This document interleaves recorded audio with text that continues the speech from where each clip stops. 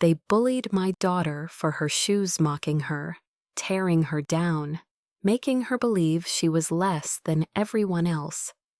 But those same shoes carried her somewhere none of them could have imagined. Onto the runway of a fashion show that changed everything. This story is about pain, resilience, and a victory so sweet it silenced every cruel laugh. It will break your heart before it heals it, because that's what our journey was like. And it all began with one ordinary day and one very ordinary pair of shoes. We never had much, but we had enough. Enough food to fill our bellies, enough love to warm even the coldest nights, and just enough hope to carry us through the struggles that life seemed determined to throw our way. Our home wasn't big, our furniture wasn't new, but it was ours. And within those four walls, we laughed, we dreamed, and we held each other close. My daughter never asked for much. She never complained about the second-hand clothes I carefully chose from the thrift store racks, or the jackets I patched at the elbows to make last another winter. And when it came to shoes, the one thing every child notices first, she wore whatever I could afford.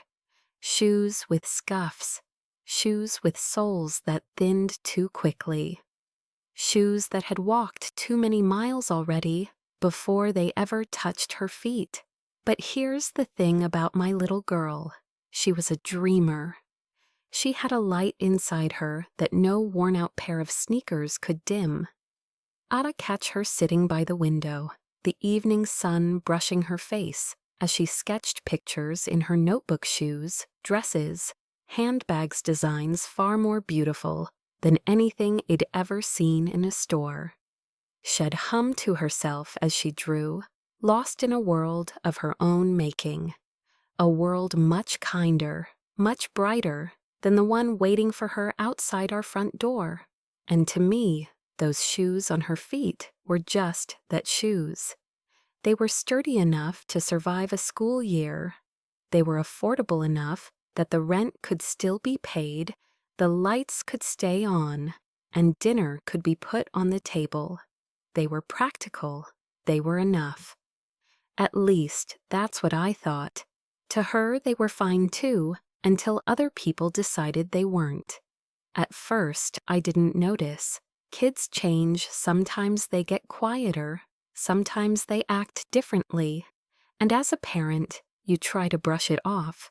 Tell yourself it's just a phase. But then the little things started piling up. She dragged her feet on the way to school, like the weight of those shoes was too heavy for her small body. She'd linger at the classroom door when I dropped her off, shoulders hunched, eyes glued to the ground. She stopped telling me stories about playground adventures or who she sat with at lunch. The sparkle that once lit up her words seemed to fade a little more each day. And then there was that evening. I remember it so vividly it still hurts. I went to check on her after dinner, expecting to see her sketchbook spread across her bed, but instead I found her sitting there in silence. Her shoes, those same scuffed-up sneakers, were nowhere in sight. I glanced around the room and finally spotted them shoved under the bed, hidden away as if they were something shameful. "Why aren't your shoes by the door?" I asked gently. She didn't answer. She just shrugged, eyes glued to the floor. Something in my chest tightened. I sat beside her, trying to catch her gaze, but she kept her face turned away. That when I saw it, tears slipping silently down her cheeks, leaving little trails she tried to hide with her hands. When she finally spoke, her voice cracked. "They laugh at me," she whispered. "They say my shoes are ugly. They say I don't belong." It was like the air left the room in that moment. My heart cracked wide open, not because of the shoes, they were just leather and fabric after all, but because of what those children had managed to steal from her.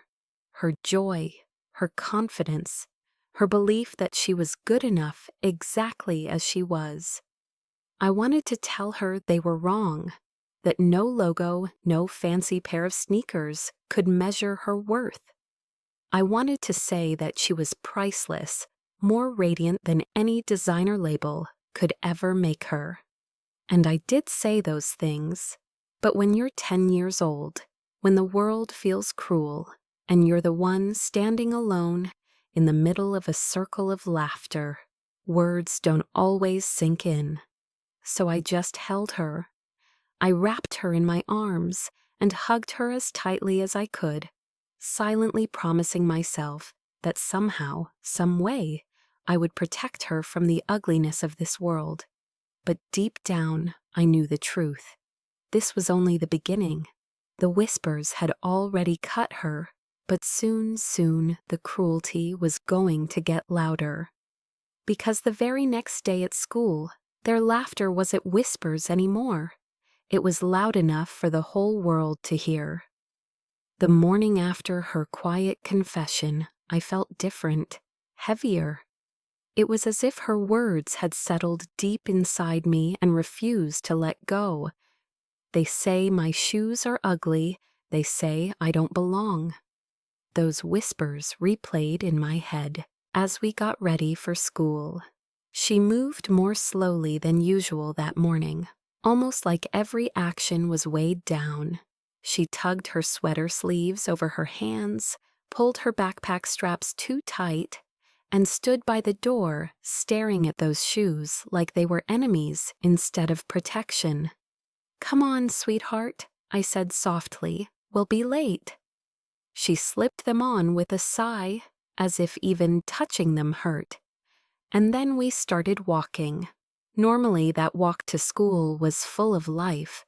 She used to chatter about the games she'd play, the art she wanted to finish, or the silly jokes her friends had told her the day before. But this time, silence. Only the shuffle of her shoes on the pavement, dragging like she was carrying the weight of the world on her little feet. I squeezed her hand. She squeezed back, tighter than usual. I could feel the tension in her small fingers, like she was holding on for dear life.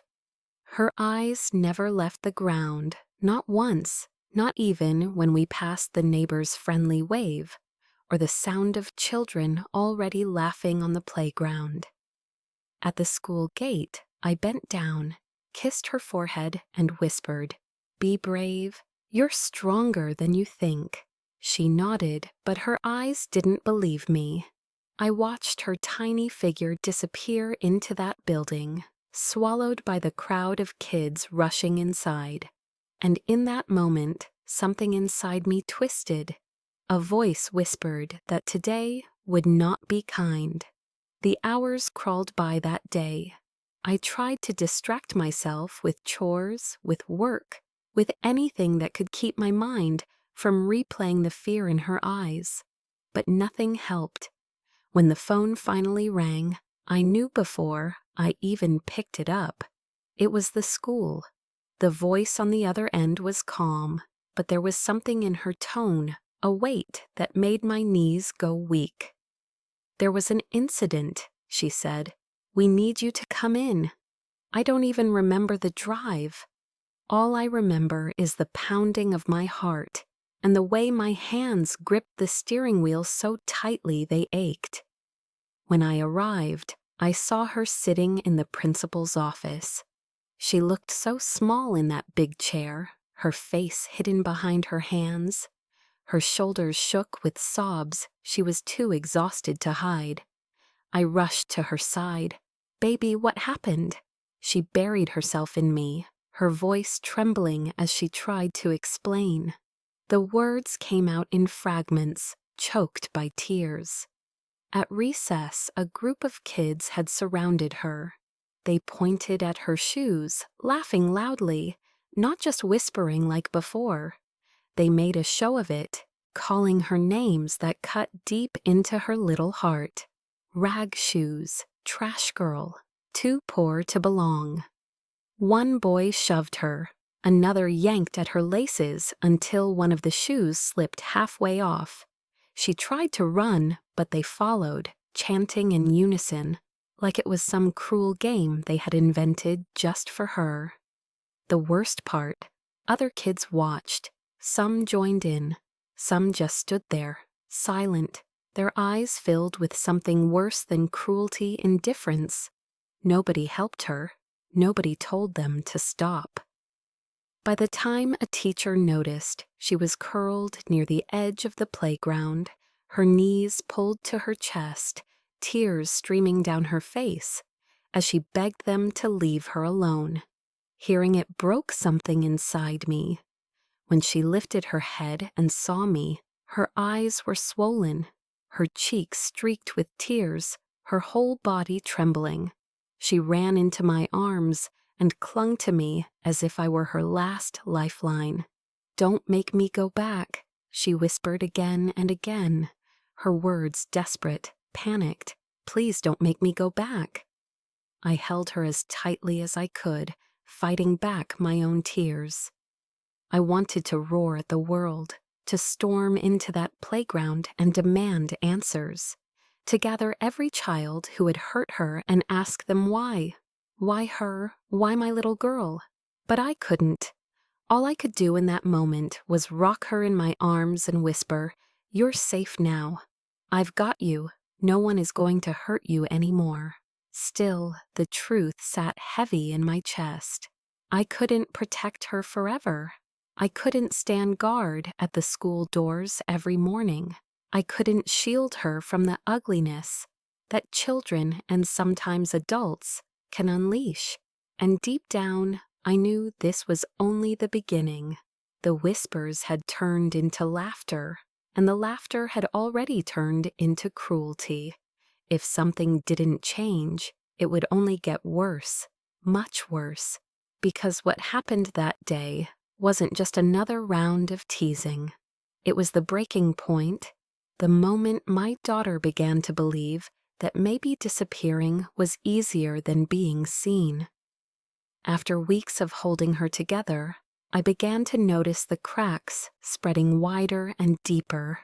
The bullying didn't fade. After that day at school, it grew louder, sharper, more merciless. Every morning, when it was time to leave the house, her feet seemed glued to the floor. She would stare at her shoes like they were shackles instead of protection. I'd coax her, encourage her, sometimes even carry her bag, for her to ease the burden, but nothing could hide the fear in her eyes. Her teachers started calling me more often. First, it was about her slipping grades. Then it was about her silence in class. My daughter, the girl who once filled pages with stories and drawings, who asked endless questions about the stars and the sea, was fading into the background. She wasn't raising her hand anymore. She wasn't laughing with her friends. She was simply trying to disappear.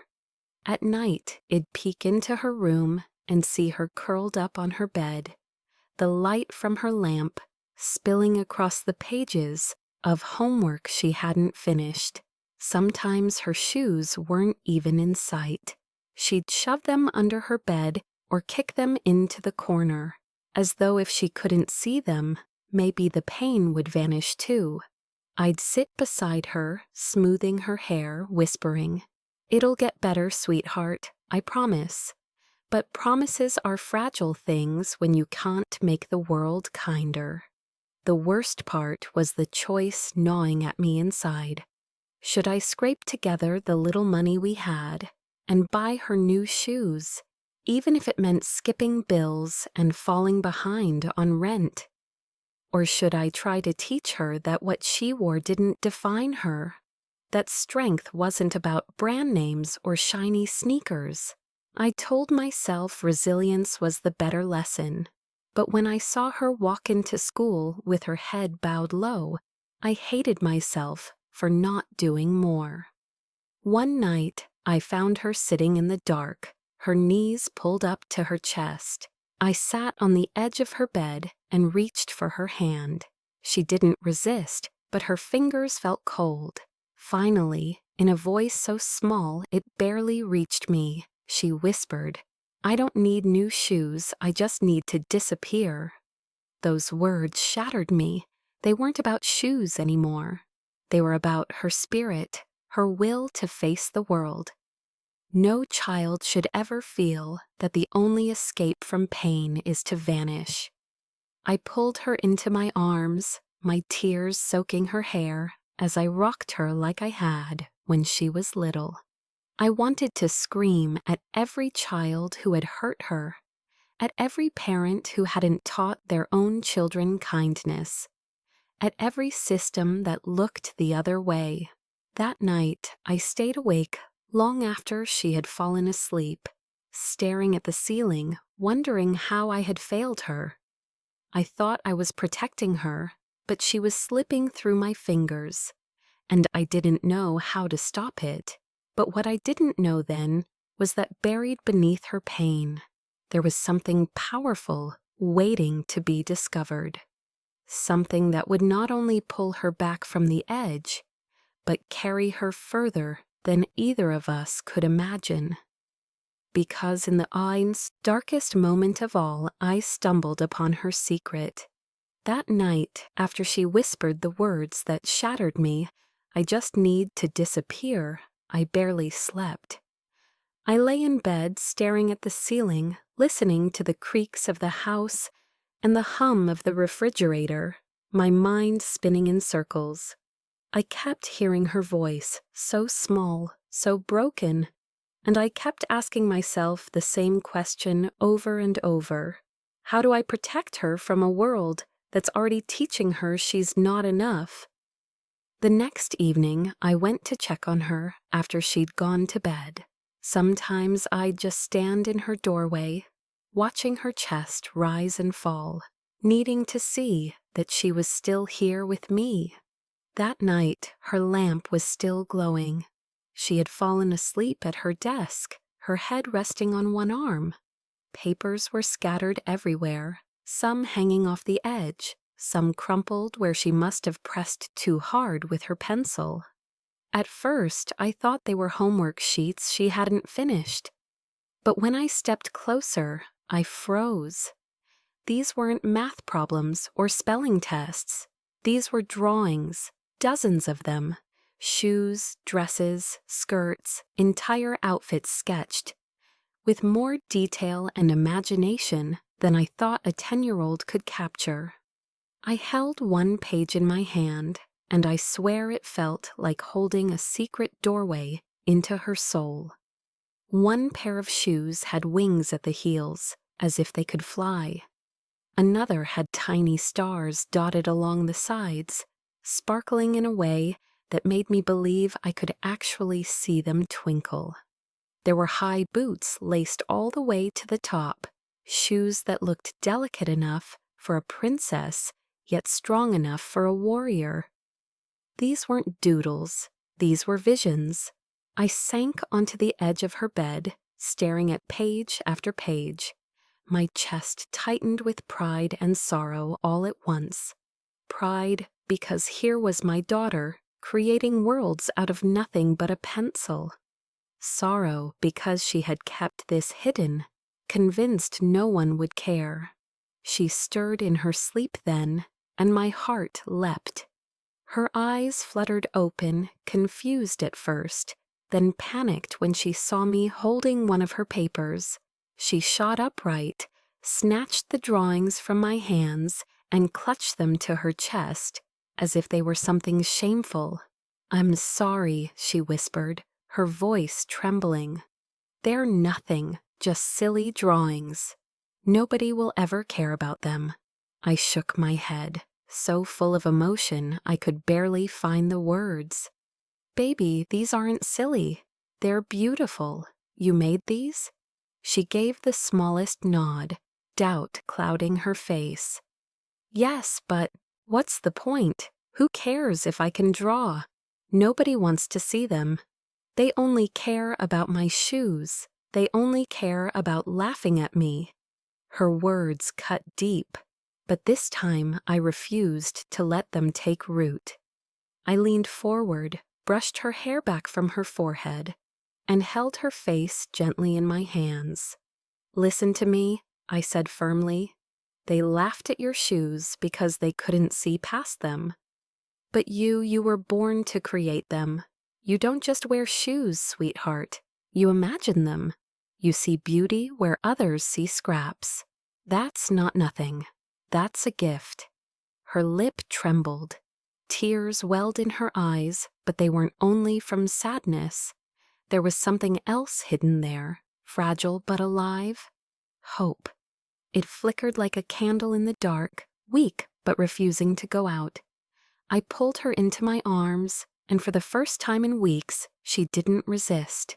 She let me hold her, and I felt her heartbeat against mine. I whispered into her hair, "One day they'll see. One day you'll show them who you are. You'll show them all." When she finally drifted back to sleep, she clutched her sketchbook to her chest like it was a shield and a treasure all at once. I stayed there beside her, flipping softly through the pages she had tried to hide from me. Each design seemed to whisper a secret, a promise that she was destined for something greater than what the bullies could ever imagine. And that was when it hit me. The very thing they mocked her for, the shoes on her feet, were the very thing she was born to transform. Life has a cruel way of testing us, breaking us down, and making us believe we're worthless. But sometimes, buried inside the hurt, a gift waits to be uncovered. And my daughter's gift was burning brighter than any cruelty could extinguish. I didn't know how, I didn't know when, but I knew this: fate had a strange way of testing gifts, and hers was about to be tested sooner than either of us could have imagined. Not long after I discovered her secret sketches, I realized we needed a change of scenery. The walls of our home had grown heavy with silence, a silence that seemed to settle in every corner, clinging to us like dust we couldn't sweep away. Every time I looked at her, hunched over her notebook or dragging her feet through the hallway, I saw a shadow of the girl she used to be. School had become a battlefield she dreaded walking into each morning, and even home's supposed safe place felt more like a shelter from storms that never stopped coming. I wanted to remind her that the world still held corners of kindness, even if they were small and hard to find. I wanted to show her that life was more than cruel laughter echoing down a hallway. So that Saturday, I took her with me to the thrift store downtown. It wasn't glamorous, it wasn't shiny or new, but it was Arsa Place where a few dollars could stretch further, where we could hunt for hidden treasures in the cast-offs of others, and sometimes, just sometimes, come home with something that carried hope stitched into its seams. She dragged her feet the whole way there. Her head was bowed low, her hands stuffed deep into her sleeves like she was trying to disappear into her own skin. For me, the thrift store was survival. It was where I found coats thick enough to last through winter, shoes sturdy enough to carry her through school days, and sometimes a blanket or dish set that reminded me we were still building a life, no matter how modest. But for her, I could see it was a reminder that while other kids strutted into malls with glossy bags branded in bold letters, she walked through the doors of a store filled with other people's leftovers.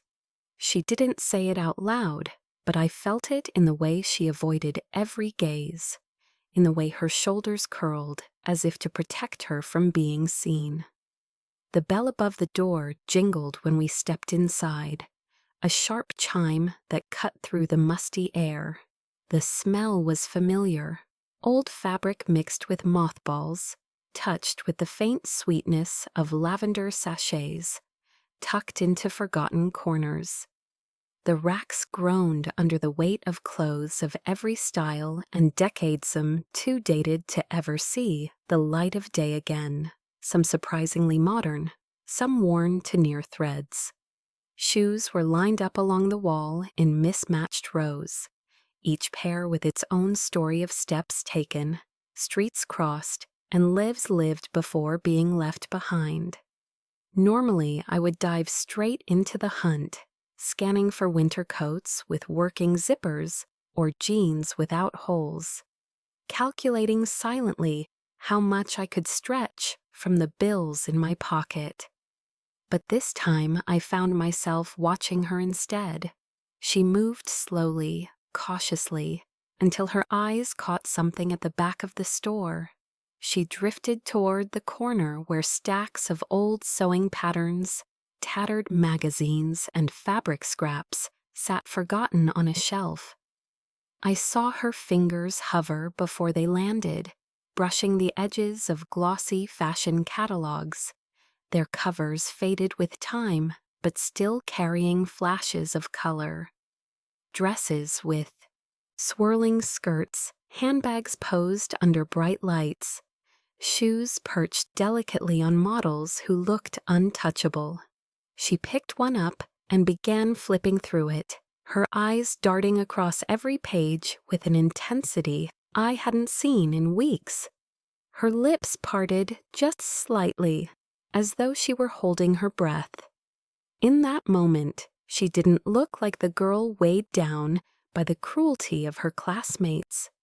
She looked transported, as though she had stepped into a secret world where she belonged, where beauty and creativity mattered more than price tags.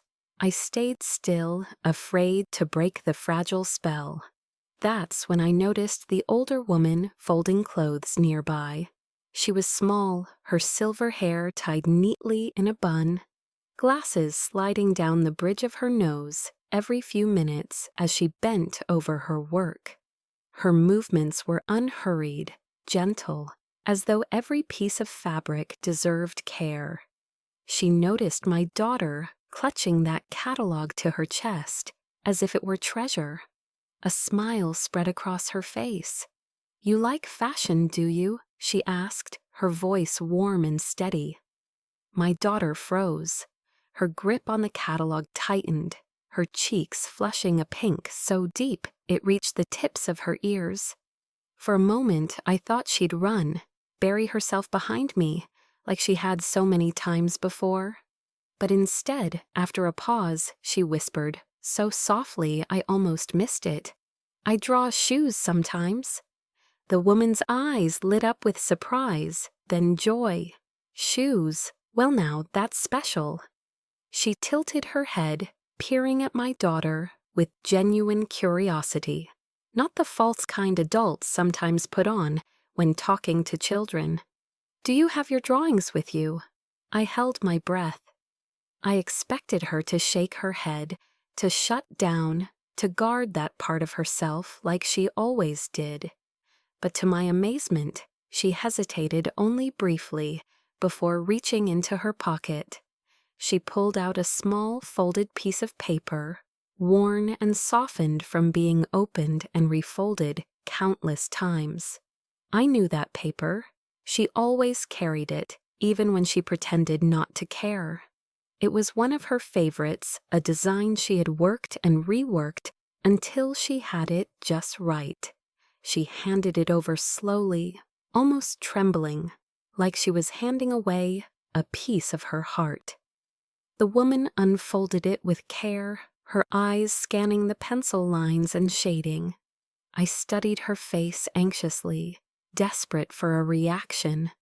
For what felt like a lifetime, she said nothing.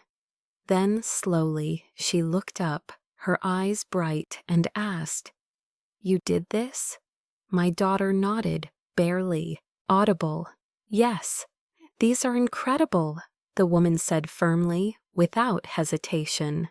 She returned the paper with both hands, handling it as though it were something priceless. Don't ever stop. You have something special here. It was like watching the sun break through storm clouds. My daughter's face shifted, her eyes widening, her lips parting slightly in disbelief. For the first time in weeks, I saw something I had feared was gone forever, a spark of pride. The weight of cruel words that had pressed so heavily against her seemed to lift, even if only for a moment. She tucked the drawing back into her pocket, holding it close like a treasure. For the rest of our time in the store, her shoulders seemed straighter, her steps lighter. She still kept quiet, but it wasn't the silence of defeat anymore. It was the silence of someone who had been given a spark and was afraid to breathe too hard in case it went out. On the way home, she barely spoke, but her hand kept brushing against her pocket, as if to reassure herself the drawing was still there. I knew she was hearing those words again and again. You have something special. That night, something inside her changed. She didn't just sketch, she created. She sat at her desk for hours, long past bedtime, page after page filling with shoes, dresses, outfits, bags, an entire world spilling out of her mind. I peeked in once and saw her smiling faintly, her pencil moving like it was dancing across the page. It wasn't a big smile yet, not the carefree one she used to wear, but it was real, and it was more than I had seen in months. I sat outside her door, listening to the scratch of her pencil, my chest tight with emotion. For the first time in what felt like forever, my heart swelled with something I had almost forgotten how to feel: hope. Maybe this was the beginning. Maybe this one stranger's kindness had returned to her something that had been nearly lost. But I also knew this truth: hope is fragile. And in our lives, for every spark that lit her heart, there always seemed to be another storm waiting just beyond the horizon. The days after that encounter at the thrift store felt different. My daughter carried herself with a faint new energy, a small but steady flame burning inside her.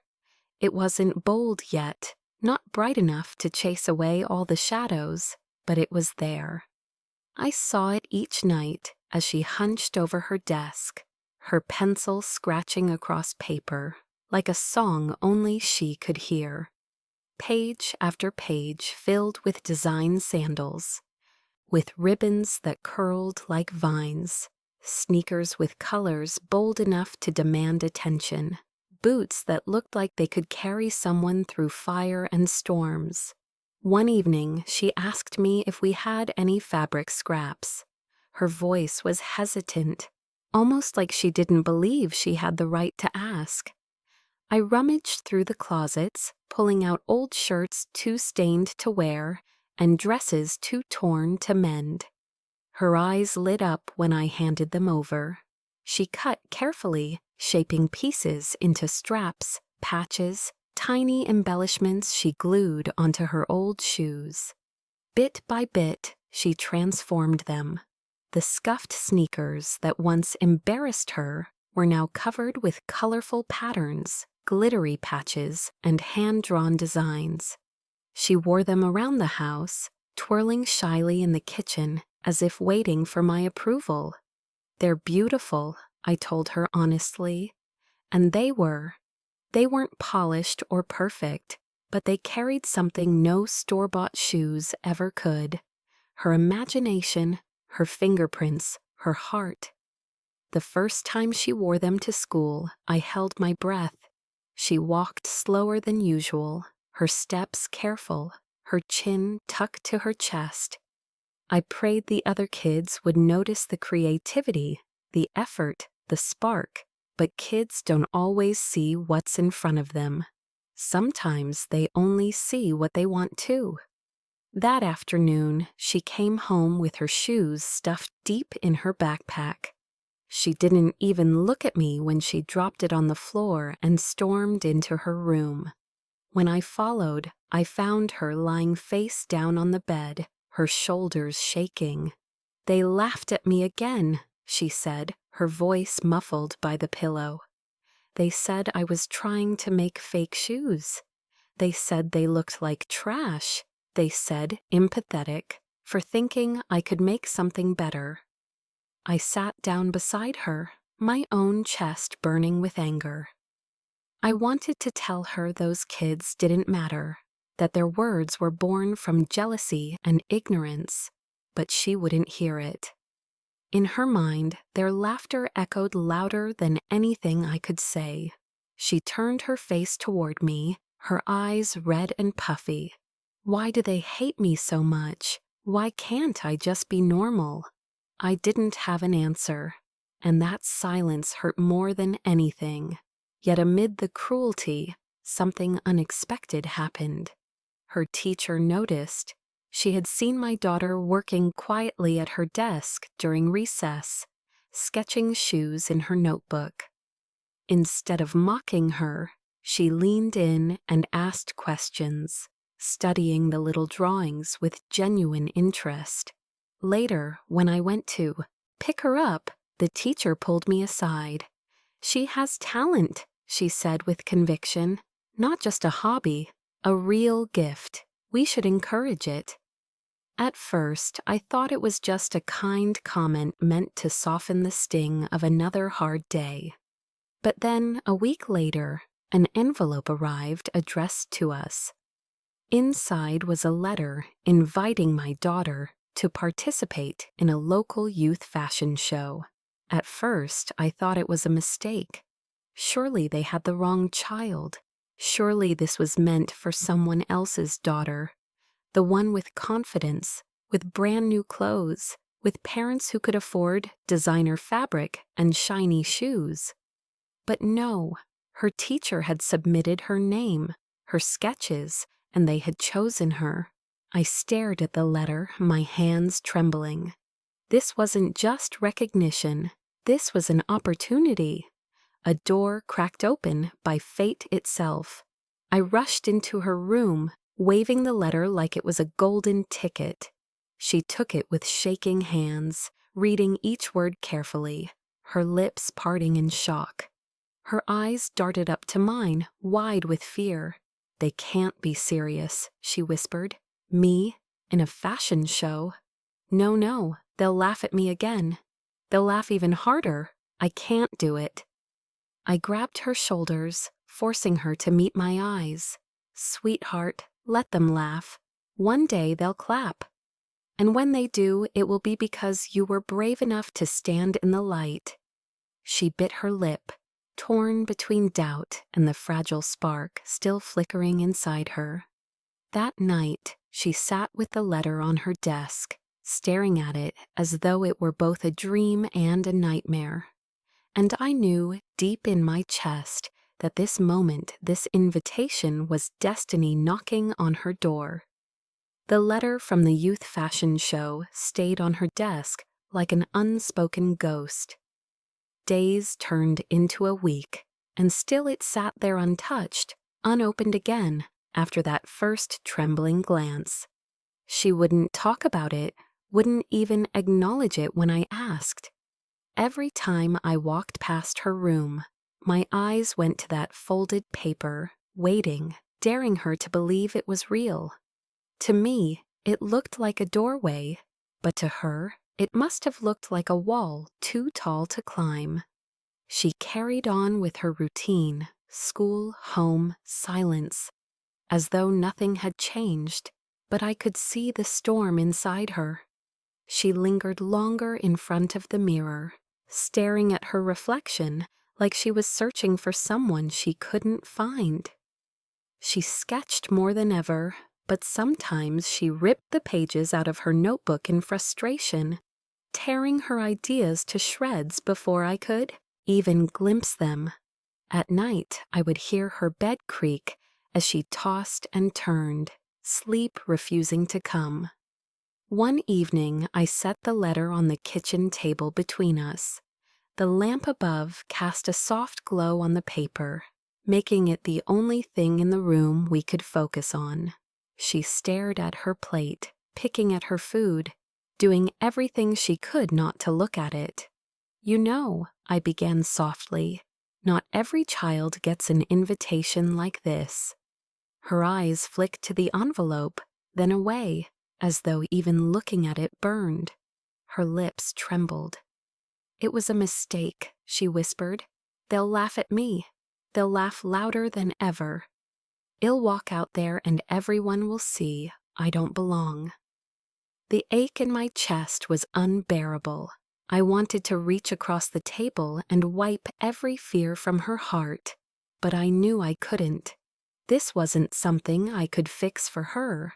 This was a battle she would have to face herself, and all I could do was arm her with the truth. "Sweetheart," I said, steadying my voice, "they already laugh. They already mock. They've tried to make you small every single day.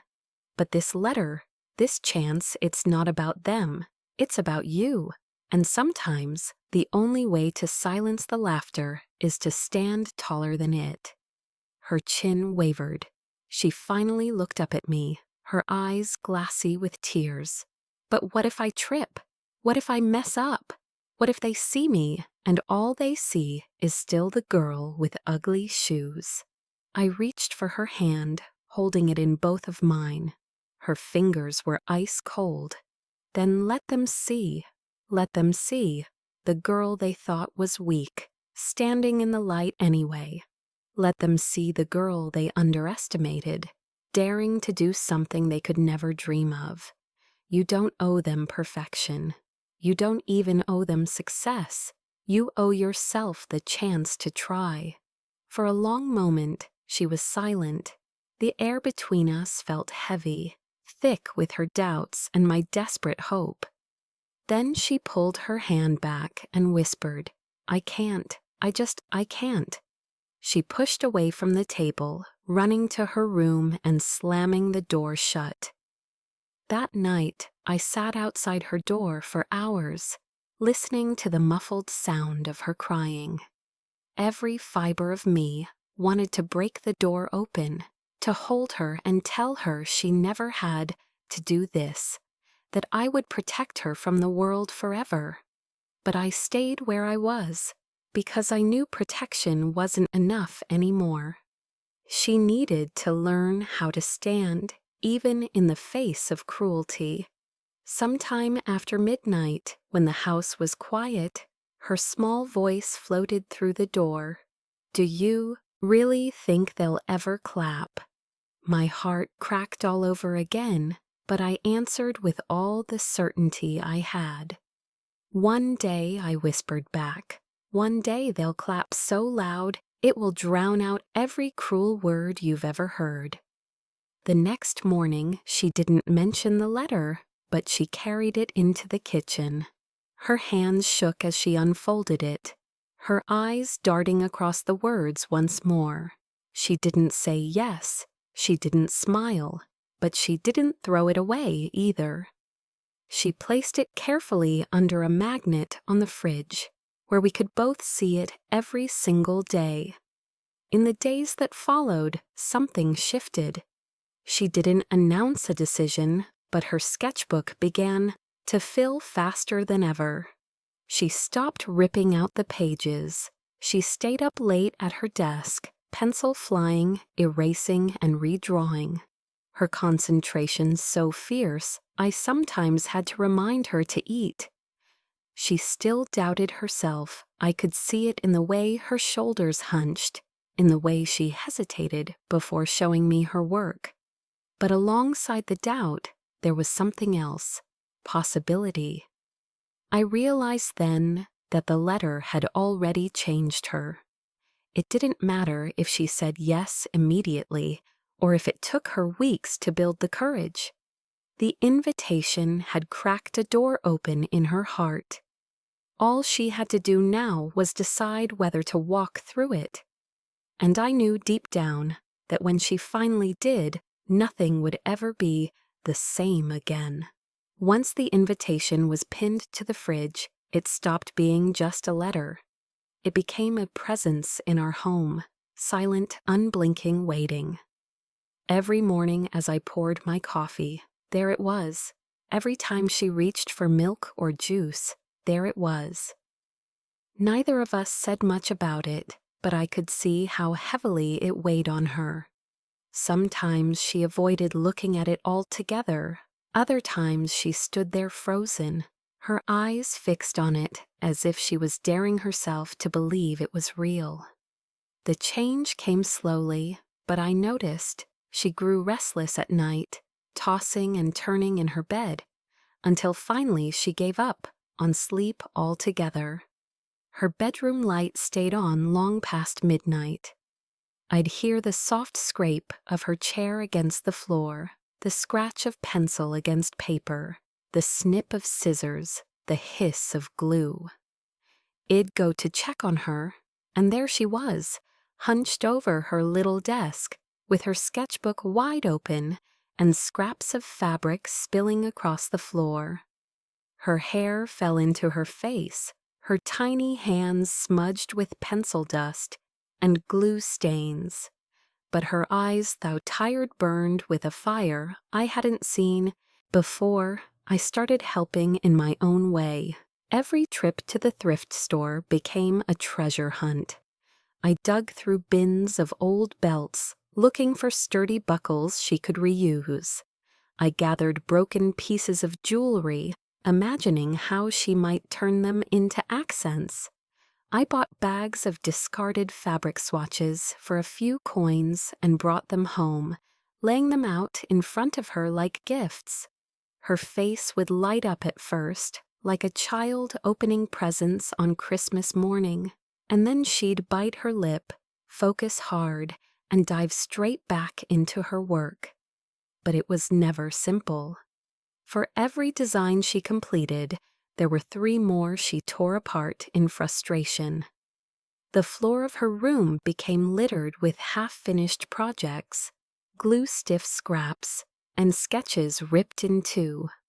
Some nights the silence would shatter with the thud of something hitting the wall, followed by the muffled sound of her crying. It'd rush in to find her curled up on her bed, clutching her pillow like a life raft, surrounded by the wreckage of ideas she thought weren't good enough.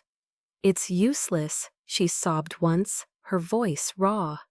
"I'll never make anything beautiful. They'll just laugh harder when they see me trying." I sat beside her, gathered her into my arms, and stroked her hair until her shaking eased. "Sweetheart," I whispered, "they laugh because they're afraid of anyone who dares to be different. They want to make you small because your light reminds them of their own shadows. But you don't need to be perfect to shine. You only need to keep going."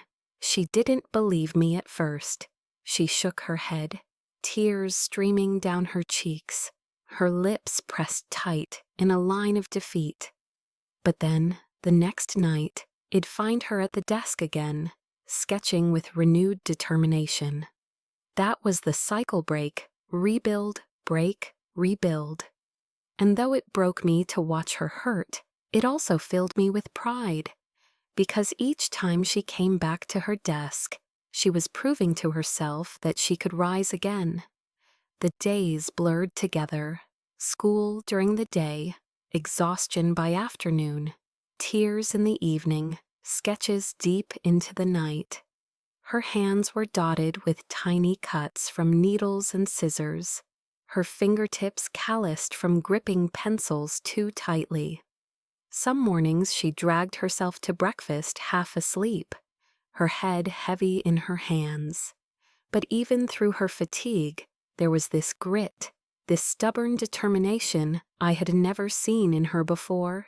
Still, fear was her constant shadow. Sometimes, out of nowhere, she would pause, staring at her half-finished designs, and whisper, "What if I walk out there and they all laugh? What if I trip? What if I fail?" Each time I met her eyes and answered softly but firmly, "Then let them laugh.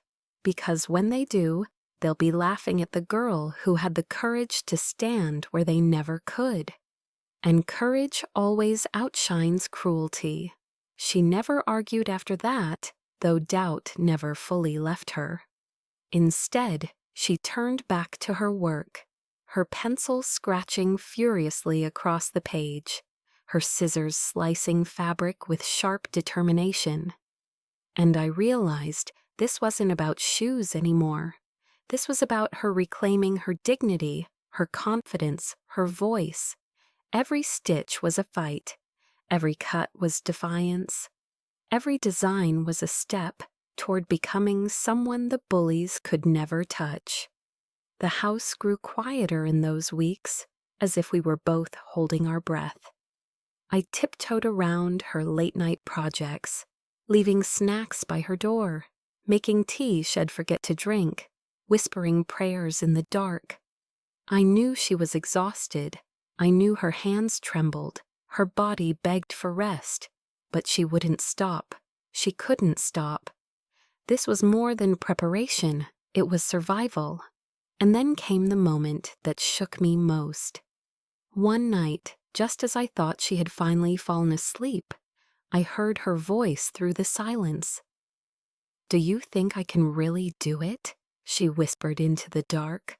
Her voice cracked, fragile as glass. "Do you think I can stand on that stage and not fall apart?" I sat on the edge of her bed, took her trembling hands in mine, and told her the only truth I knew. You don't have to be perfect. You just have to be brave. And brave doesn't mean you're not scared. Brave means you're scared, and you do it anyway. Her hands shook harder, but she nodded. And in that small nod, I saw something powerful. The spark of a girl on the edge of transformation. The beginning of someone who was ready to face the world on her own terms. And then, all too quickly, the day we'd been bracing for arrived. The night of the fashion show was here. The night when every tear, every scar, every sleepless hour would either crumble into failure or rise into triumph.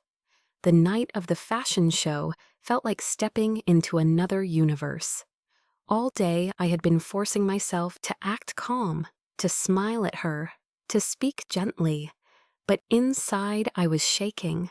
This wasn't just a show, it was a test of everything she had endured, everything she had fought for in the dark hours when no one else was watching. We arrived early, the city glowing around us as the sun dipped below the skyline. The venue itself was overwhelming, grand glass doors reflecting the street lights, people gathered in elegant clothes, laughter and conversation spilling into the night air. For us, it might as well have been the gates of another world, one we had no map for. When we walked in, the lobby hummed with energy. Chandeliers hung overhead, scattering golden light. The air was alive with perfume, cologne, the faint chemical scent of hairspray. Parents whispered nervously to their children. Makeup artists rushed past. Photographers adjusted their cameras. And the low thump of bass from the rehearsal music bled through the walls. My daughter froze at the sight of it all. Her small frame stiffened, her breathing shallow, her fingers gripping mine so tightly I could feel her pulse hammering in her hand. "I can't," she whispered, her voice barely audible above the chaos. "Mom, I can't go in there." I crouched until my face was level with hers. Her eyes were wide, glassy, like a deer caught in headlights. "Sweetheart," I whispered, "you've already walked farther than anyone thought you would. Walking through those doors is just one more step. And no matter what happens, it'll be right beside you." She swallowed hard, then gave the smallest nod. Together, we walked inside. Backstage was a whirlwind. Children bustled around, each one dressed in dazzling outfit silk dresses, tailored jackets, polished shoes that shone under the fluorescent lights. Their parents hovered close, adjusting collars, smoothing fabric, giving last-minute pep talks. My daughter's simple outfit, paired with her carefully reworked shoes, looked so modest in comparison. I saw her shrink a little, pressing herself closer to me, her eyes darting nervously from one glamorous child to the next. But while others flaunted perfection, she carried something different heart stitched into every seam, imagination glued onto every surface of her shoes. She didn't realize it yet, but that difference was her strength. As the show began, the energy backstage shifted. Music blasted through the speakers, rattling the walls. Each time the curtain parted and a child stepped onto the runway, applause thundered from the audience. My daughter's fear grew with each round of cheers. Because to her ears, applause didn't sound like support, it sounded like pressure. When the model before her walked out, she grabbed my hand so tightly I thought she might crush it. Her whole body trembled. Her lips moved soundlessly until I realized she was whispering, "I can't, I can't, I can't." I turned her toward me, placing my hands gently on her shoulders. "Sweetheart," I whispered into her ear, "don't walk for them. Don't walk for the bullies, or the parents, or the strangers with cameras. Walk for yourself. Walk for the little girl who used to hide her shoes under her bed. Walk for the nights you stayed up sketching until your eyes could barely stay open. Walk for every tear you cried and every time you chose to keep going. This moment is yours, not theirs." She looked up at me, her eyes wet, her lip trembling, and then her name was called.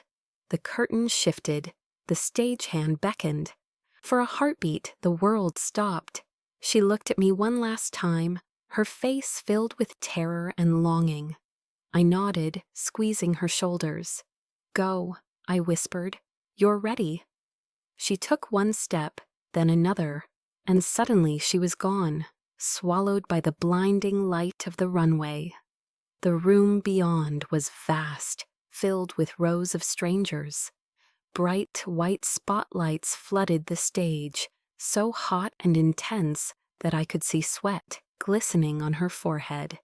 The bass of the music shook the ground beneath her feet. The runway stretched out like an endless path, each step a challenge. For a moment, she froze. Her knees wobbled, her body screamed to turn back. I could feel the panic rising inside her, even from where I stood backstage. Then she looked down at her shoes, the very shoes they had mocked her for, the very shoes she had once hidden under her bed in shame, the very shoes she had transformed with her trembling hands, decorating them with scraps and beads and hope. She remembered them now, not as symbols of pain, but as symbols of her resilience. And when she lifted her head again, something inside her shifted. Her shoulders straightened. She walked. The silence in the audience was immediate and electric. At first, it wasn't cruelty, it was surprise. The crowd leaned forward, their attention caught, their whispers sharp but curious. The soft patter of her shoes against the runway echoed louder than the music in my ears. Halfway down, something happened. A ripple moved through the audience.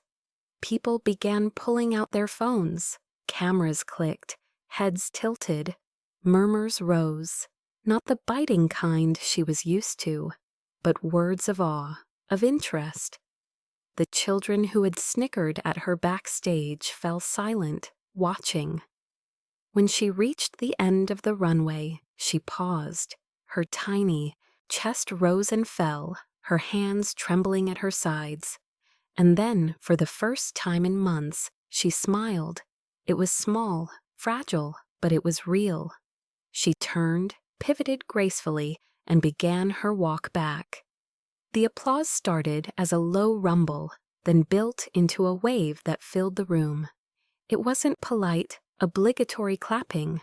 It was real, thunderous, unstoppable applause that rolled through the crowd like a storm breaking loose.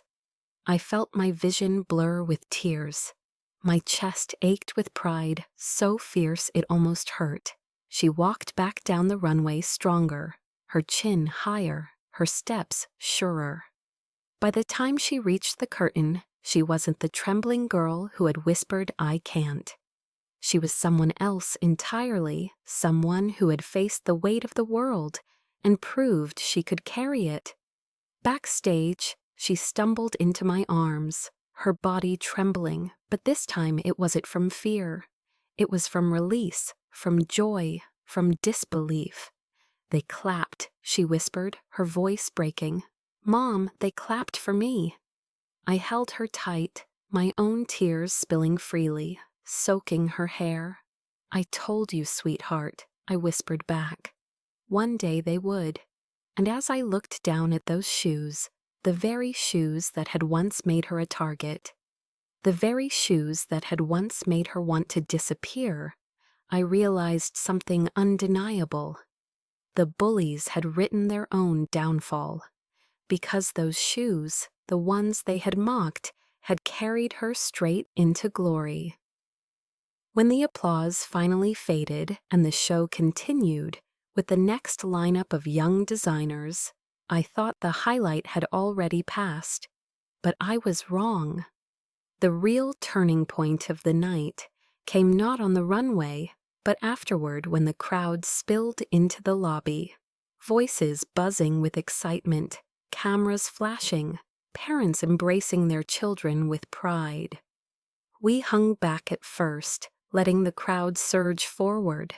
My daughter held onto my hand so tightly I could feel the tremor still running through her bones.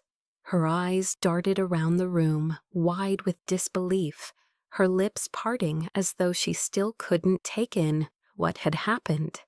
"They clapped for me," she kept whispering under her breath. Each time she said it, her tone shifted slightly, from disbelief to wonder, from wonder to pride. And each time I answered with the same words, "Yes, they did." And they meant it. That was when I saw them.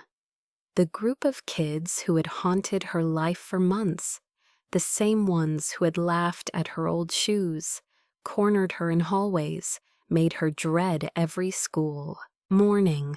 They were standing near the refreshment table with their parents, holding paper cups of soda, their eyes fixed on my daughter like they'd just seen a ghost. Their mouths hung open, their faces pale. Their usual smirks were gone. For once, there was no laughter, no cruel whisper passed from one to another, only silence. My daughter noticed them too. She froze, her grip on my hand tightening until my knuckles ached. For a moment, I saw the old fear flash across her face, the instinct to shrink, to lower her head, to disappear before they could strike. My heart broke, thinking this moment of triumph might be ruined by their presence. But then, something extraordinary happened. She straightened her back, her shoulders lifted. Slowly, she raised her chin and met their eyes. The trembling girl who once begged not to go to school was gone. Standing in her place was someone new, someone who had walked a runway and survived the weight of the world. She didn't glare, she didn't smirk, she didn't try to wound them back. She simply looked at them with a calm strength that said everything words could not. "I am not who you thought I was. I never was, and I never will be again." The bullies faltered under her gaze. One of them shifted uncomfortably, tugging at his sleeve. Another dropped his eyes to the floor, shuffling his feet like a child caught doing something wrong. Their parents exchanged awkward glances, forcing polite smiles, pretending not to notice the shame on their children's faces. But I noticed, and so did my daughter. As we walked past, her hand still wrapped in mine, she leaned closer and whispered, almost to herself, "They saw me." "Yes," I whispered back, my throat tight with emotion, "and they'll never forget what they saw." Then came the awards. The announcer stepped onto the stage, microphone in hand, his voice booming across the hall. "And now," he said, "a special recognition for the young designer who displayed extraordinary creativity, imagination, and originality. Please welcome our winner of Most Creative Design." He paused, drawing out the suspense, and then spoke the name that made my daughter's entire body freeze, her name. For a second, she didn't move. Her eyes were wide, her mouth slightly open, her hands clutching mine, as though she might faint. The audience erupted in applause, calling her name louder and louder. I leaned down, my own voice shaking with pride. "Go," I urged. "That's you. Go, sweetheart." She shook her head at first, overwhelmed, but then, with trembling legs, she let go of my hand and walked toward the stage. Each step was slow, uncertain, but the cheers carried her forward. When she reached the stage, a staff member handed her a small trophy, its golden surface gleaming under the lights. She held it with both hands, staring at it as though it might vanish if she blinked too hard. The applause grew louder, the audience rising to their feet, clapping, cheering, whistling. And in the crowd, I saw the bullies again. Their eyes were wide, their jaws tight.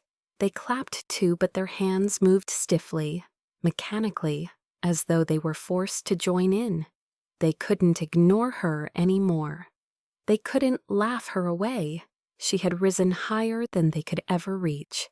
On stage, my daughter turned slightly, scanning the audience until her eyes found me. Her face lit up not with disbelief anymore, but with something stronger. Pride. Pure, unshakable pride.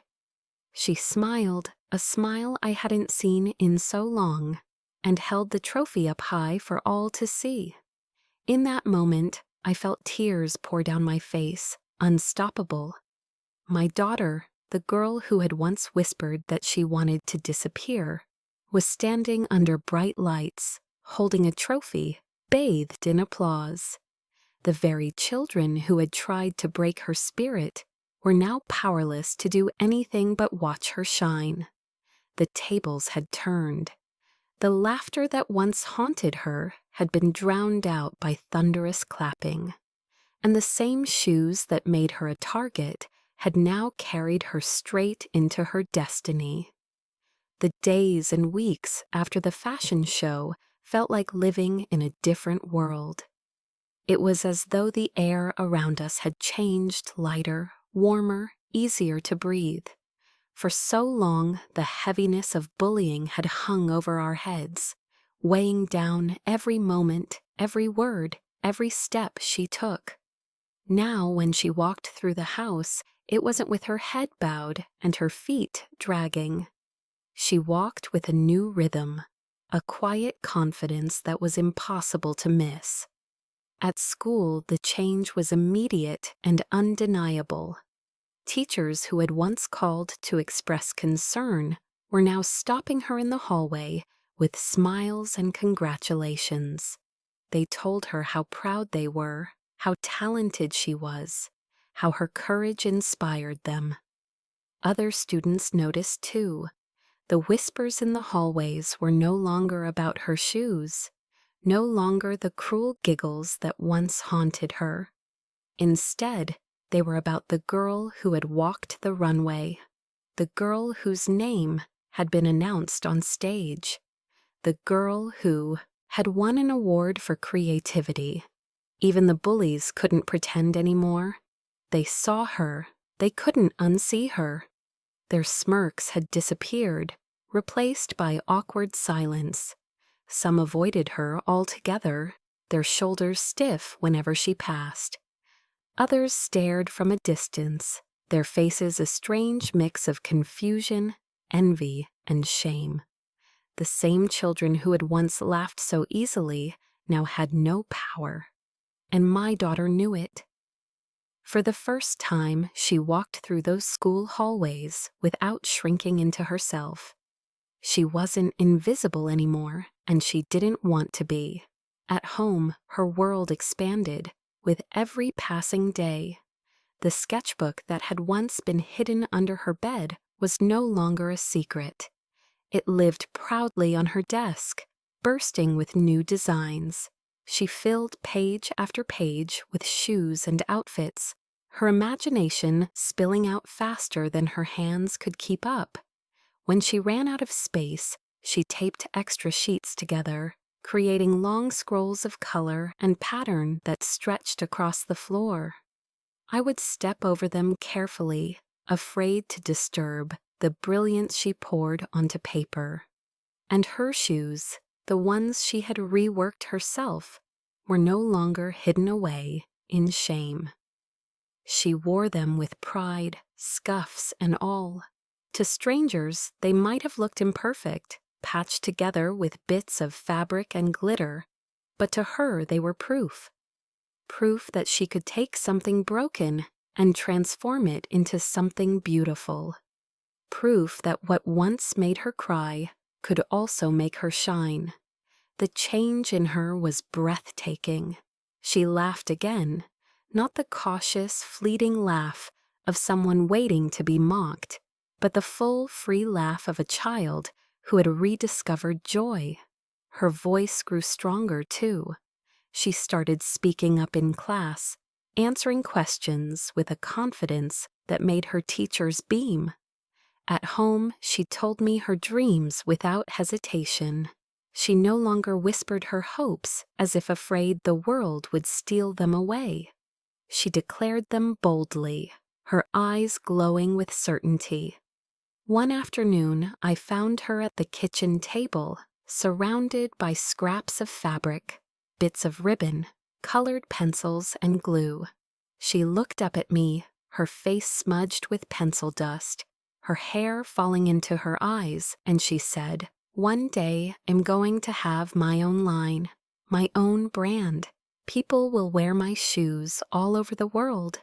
She said it with such conviction that it stopped me in my tracks. There was no hesitation, no question in her voice, just determination. I walked over, wrapped my arms around her shoulders, and kissed the top of her head. "And I believe you," I told her, my voice thick with emotion. "With all my heart, I believe you." As the months passed, I noticed something even more powerful than her growing confidence, her compassion. She began sitting with kids who were teased at school, offering them the same comfort she had once so desperately needed. She helped a boy fix his backpack when it ripped. She shared her lunch with a girl who forgot hers. And she stood up when she saw someone being mocked. It was as if she had taken every cruel word ever spoken to her and turned it into empathy, a shield she used not just for herself, but for others. And me? I carried a pride so fierce it sometimes brought me to tears in the quiet moments. I remembered all the nights I had sat outside her bedroom door, listening to her muffled sobs, wishing I could take away her pain. I remembered the nights she whispered that she wanted to disappear, and the nights I whispered back that she was stronger than she knew. Now, watching her bloom, I realized something that both broke me and healed me. The struggle had shaped her. The pain had forged her strength. Because here was the truth I could finally see clearly. Those shoes, the very ones that had once been the source of ridicule, were never her weakness. They were her test, and she had passed that test with a courage far greater than her years. They had bullied her for her shoes. They had tried to break her, to make her feel small, to convince her she didn't belong. But those same shoes, The ones she once hid under her bed in shame had carried her down a runway, into a spotlight, and into applause so loud it drowned out every cruel word. And as I watched her laugh again, sketch again, and dream out loud without fear, I knew this was only the beginning.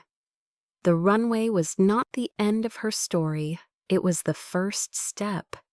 She was destined for something greater, something brighter, something bigger than all the cruelty in the world. They bullied her for her shoes, but those shoes had walked her straight into her destiny.